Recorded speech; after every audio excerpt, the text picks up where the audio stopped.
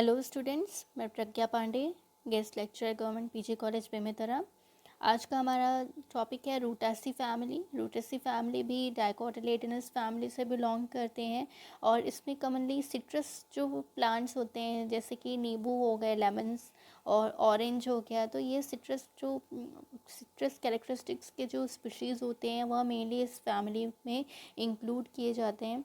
तो आइए देखते हैं इसका भी कैरेक्टरिस्टिक फीचर्स। तो इसकी टैक्सोनॉमिक पोजीशन की अगर हम बात करें तो यह है class dicotyledons, subclass polypetalae, series disciflorae, order geraniales, family Rutaceae. यह जो प्लांट है यह भी वर्ल्ड वाइड स्प्रेडेड है, कॉस्मोपॉलिटन है, क्योंकि इसका यूज़ बहुत ज़्यादा ही किया जाता है as a digestion, as a cooling purpose. तो इसके बहुत सारे यूज़ हैं, इसलिए यह जो इसका डिस्ट्रीब्यूशन है यह भी वाइडली वर्ल्ड वाइड किया गया है। और यह जो रहते हैं वो भी पेरेनियल इसे भी कहा जाता है। अगर हम इसके हैबिट की बात करें तो यह मोस्टली श्रब्स रहते हैं। श्रब्स में आते हैं मुराया स्पीशीज़, लिमोनिया, ज़ैंथोसाइलम। कुछ जो स्पीशीज़ रहती है वो इनकी ट्रीज़ रहती है, जैसे ईगल, सिट्रस, फेरोनिया। रेयरली कुछ स्पीशीज़ इसमें हर्ब्स रहते हैं, जैसे रूटा ग्रेवियोलेंस। अगर हम इसके रूट की बात करें तो यह रहता है टैप रूट, जो कि ब्रांच्ड रहता है। अगर हम इसके स्टेम की बात करें तो इनका स्टेम जो रहता है वो एरियल रहता है, above the soil level, erect रहता है, स्टैंडिंग पोजीशन, वुडी रहते हैं, जिसमें जाइलम और स्क्लेरेंकाइमेटा सेल्स का कंटेनमेंट ज़्यादा रहता है। मेनली यह सिट्रस फेरोनिया में या स्पीशीज़ में यह पाया जाता है। सिलेंड्रिकल होते हैं और ब्रांच्ड होते हैं, सॉलिड रहते हैं। कुछ स्पीशीज़ जैसे सिट्रस जो फैमिली रहती है इसमें ये जो स्पीशीज़ जो रहते हैं वो थॉर्नी रहते हैं और इनमें डॉटेड ग्लैंड इसमें पाया जाता है। लीव्स की बात करें तो कॉलिन एंड रैमल इसमें प्रेजेंट रहता है। ऑल्टरनेट लीव्स रहते हैं, जैसे कुछ स्पीशीज़ है सिट्रस और मुराया में ऑल्टरनेट रहते हैं। अगर हम इसे ऑपोजिट की बात करें तो इरोडिया स्पीशीज़ में यह लीव्स ऑपोजिट लीव्स पाया जाता है। पिटियोलेट रहते हैं, पिटियोल्स पाया जाता है। सिट्रस ऑरेंटिनम स्पीशीज़ में, ऑरेंटियम स्पीशीज़ में पिटियोल्स जो रहते हैं वो विंगेट फॉर्म में पाया जाता है।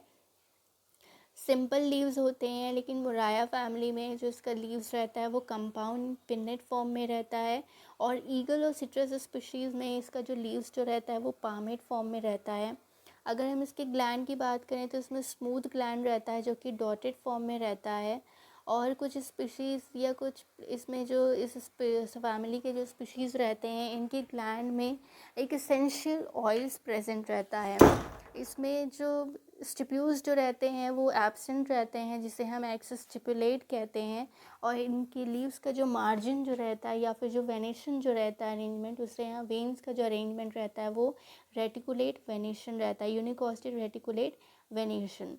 तो यह था इस फैमिली के वेजिटेटिव कैरेक्टर्स। हम नेक्स्ट है फ्लोरल कैरेक्टर्स। फ्लोरल कैरेक्टर्स की अगर हम बात करें तो उसका जो इन्फ्लोरेसेंस रहता है वो यूजुअली साइम रहता है, लेकिन कुछ कुछ स्पीशीज़ में एक्सिलरी रहता है। और मुराया पैनिकुलेटा स्पीशीज़ में यह टर्मिनल कोरिम इसका इन्फ्लोरेसेंस रहता है। कुछ कुछ स्पीशीज़ में रेजिमोस और सॉलिटरी भी पाया जाता है। अगर हम इसके फ्लावर की बात करें तो फ्लावर में पेडिसिल प्रेजेंट रहता है।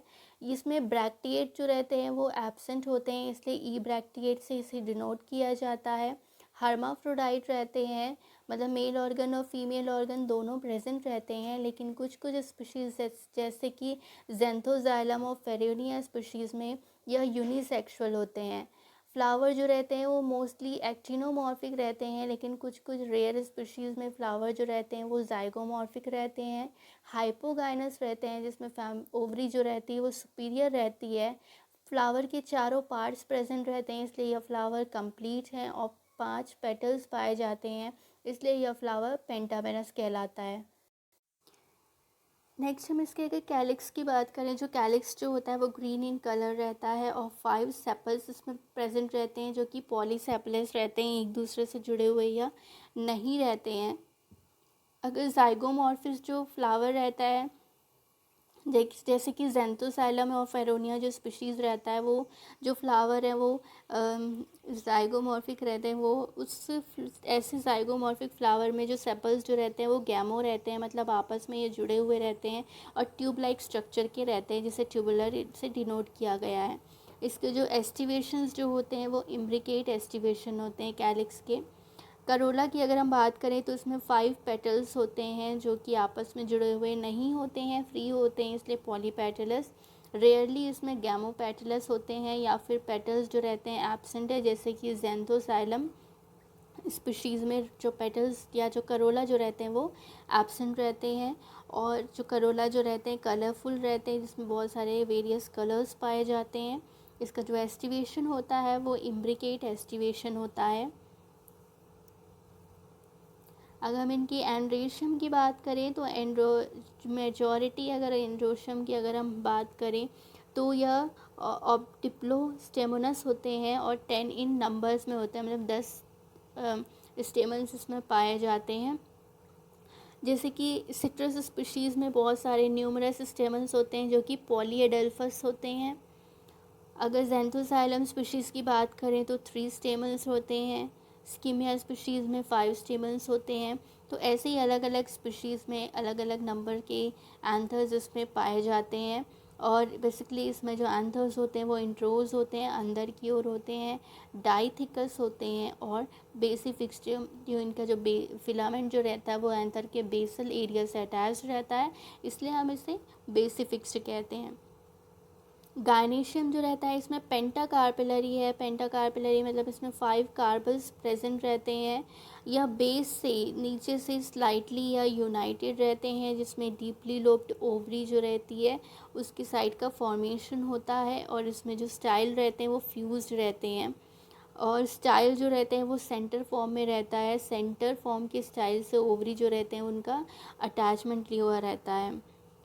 अगर हम सिट्रस स्पीशीज़ और तोडेलिया स्पीशीज़ की बात करें तो यह इसमें कार्पल्स जो रहते हैं वो पूरे तरीके से यूनाइटेड रहते हैं, मतलब आपस में अच्छे तरीके से इन लोग अटैच्ड रहते हैं।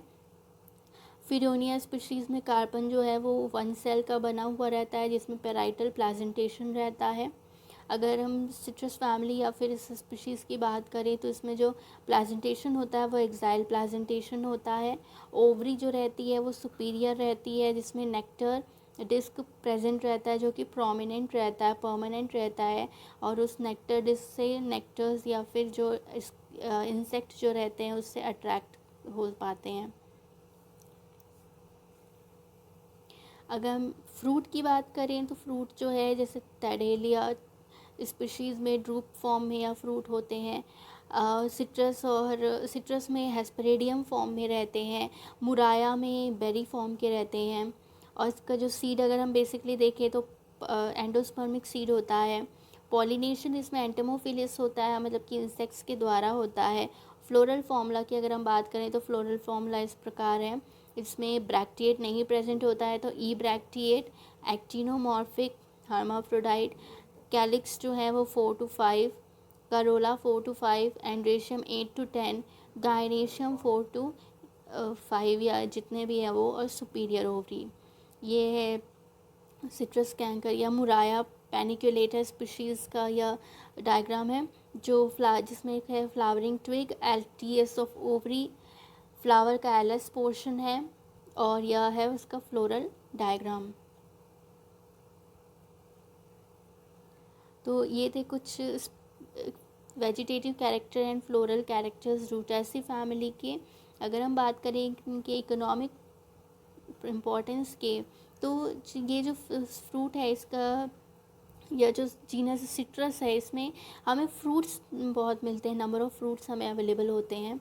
जैसे एक स्पीशीज़ है सिट्रस ऑरेंटिफोलिया, इसमें सिट्रिक एसिड होता है इसके फ्रूट में। और जब वो वॉमिटिंग वगैरह अगर कुछ होता रहता है तो इसमें इसका यूज़ किया जाता है, और इसमें एसेंशियल ऑयल्स प्रेजेंट रहते हैं। सिट्रस ऑरेंटियम का जो फ्रूट रहता है वो एक डाइजेस्टिव डिसऑर्डर के ट्रीटमेंट के लिए यूज़ किया जाता है, और डाइजेशन के पर्पस के बेसिस पर टॉनिक की तरह इसका इस्तेमाल किया जाता है। अगर हम इसी स्पीशीज़ की बात करें तो इसका जो फ्रूट फॉल रहता है उसमें ऑयल्स प्रेजेंट रहते हैं, और इसमें विटामिन ए और विटामिन बी की हमें अवेलेबिलिटी मिलती है। ये विटामिन ए और विटामिन बी से रिच होते हैं। सिट्रस मैक्सिमा की अगर बात करें तो यह एडिबल फ्रूट होता है जिसे हम कंज्यूम करते हैं। सिट्रस साइनेंसिस जिसे हम मौसम्बी कहते हैं, तो इसका जो फ्रूट है वो इलनेस को दूर करता है, इलनेस को क्यूर करता है, साथ ही साथ ब्लड को प्योरीफाई करता है और एपिटाइट को यह इम्प्रूव करता है। सिट्रस रेटिकुलेटा, जिसे हम नारंगी या संतरा कहते हैं, तो यह संतरा मतलब ऑरेंज तो आप लोग सभी खाते ही हैं, जो डिहाइड्रेशन के लिए भी यूज़ करता है, इससे पानी की कमी है या फिर अगर वीकनेस है तो उसके लिए भी यह काम आता है। तो यह जो फ्रूट है वो हाईली न्यूट्रिटिव रहता है, जिसमें कैल्शियम की मात्रा सबसे ज़्यादा होती है और इसका जो फ्रूट वॉल है इसमें भी ऑयल का प्रेजेंस रहता है। सिट्रस लेमन की अगर हम बात करें तो इसका जो जूस जो रहता है वो रूमेटिज़म और डिसेंट्री के लिए सबसे ज़्यादा यूज़ किया जाता है। पहाड़ी नींबू जिसे हम कहते हैं, ईगल मैमिलोस जिसे हम बेल कहते हैं, इसका भी फ्रूट बहुत ही एडिबल रहता है और स्टमक डिसऑर्डर्स को ये ट्रीट करने के लिए इसका यूज़ किया जाता है। इस प्लांट को होली भी कंसिडर किया जाता है, रिलीजियस व्यू है और इसे गॉड शिवा या शिव भगवान की तरह ही इनका पूजा किया जाता है, उन्हें एक्ट किया जाता है। ये थे कुछ एडिबल फॉर्म या एडिबल यूजेस जिसे हम फूड की तरह यूज़ करते हैं जैसे फ्रूट का। अगर हम मेडिसिनल की बात करें तो सिट्रस फ्रूट में विटामिन सी की सबसे ज़्यादा इसमें रिच होते हैं, विटामिन सी रिच फ्रूट्स ये पाए जाते हैं। तो ये जो फ्रूट है ये सब डिहाइड्रेशन को भी यह क्यूर करते हैं, साथ ही साथ यूरिनरी डिजीज़ को भी यह ठीक करता है, उन्हें क्योर करता है। अगर हम ऑर्नामेंटल वे में देखें तो प्लांट्स लाइक रूटा, लवंगा, स्कैंडल्स, लेमोनिया, ये सब गार्डन्स में इन्हें कल्टीवेट किया जाता है, जिसमें फ्रेगरेंट फ्लावर्स रहते हैं। फ्रेगरेंट फ्लावर्स में जिसमें हाईली स्मेल रहता है, फ्रेगरेंस आया जाता है। जेंथोजाइलम एक गिव्स जापानी पेपर को ये देता है। तो इस तरीके से यह स्पीशीज़ की कुछ ये इकोनॉमिक इम्पोर्टेंस है जिनका कमर्शियल और edible as a food source हम यूज़ करते हैं। ये थे इस रूटेसी फैमिली के कुछ बेसिक कैरेक्टर्स। आज के टॉपिक में बस इतना ही। हम आपसे मिलेंगे हमारे नेक्स्ट वीडियो में। तब तक के लिए आप stay safe and keep smiling.